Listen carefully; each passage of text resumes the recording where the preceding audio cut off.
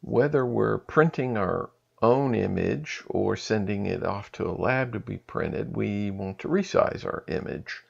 So that is done in Photoshop under the Image menu, Image Size. I want to note a few things here.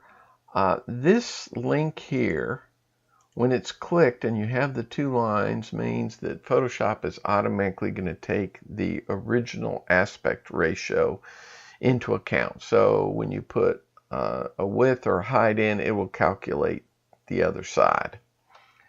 The resolution, if you're printing yourself, for Epson printers, it should be set at 360. For Canon printers, it should be set at 300.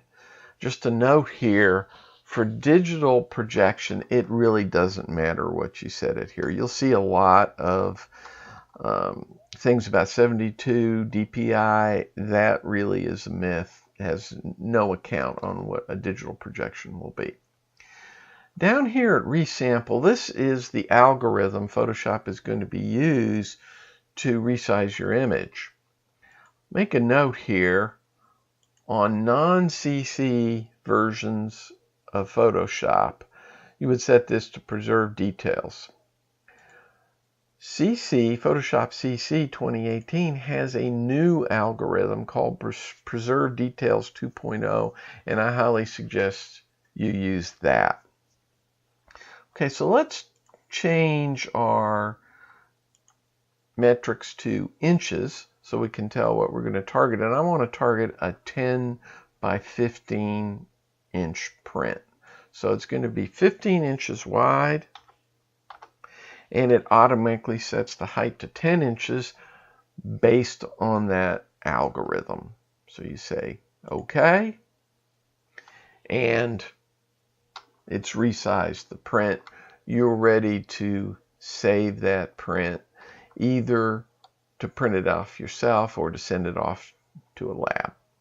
Next, we're going to look at how you do the same thing in Lightroom.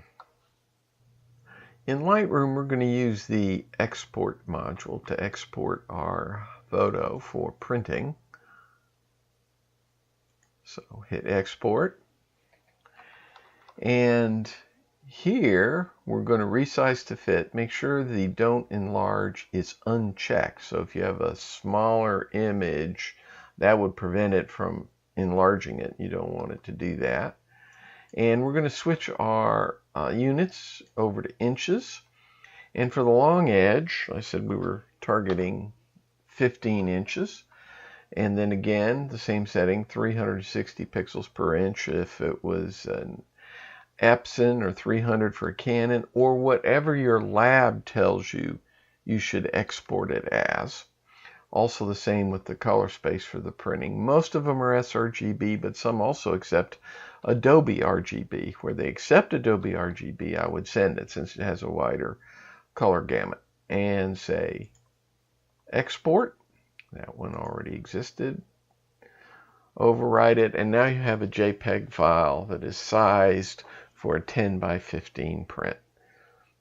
There is a print module in Lightroom, but I don't use it. I find it cumbersome and hard to understand, and I always use Photoshop to do my own printing at home.